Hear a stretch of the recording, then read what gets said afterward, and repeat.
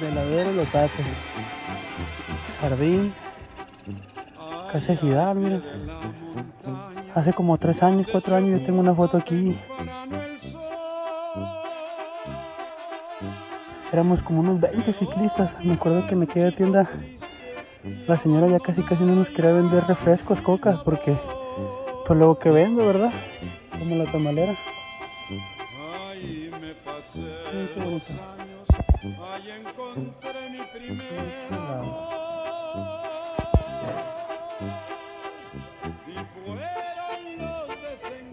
Lo único que me falta aquí es un velocímetro.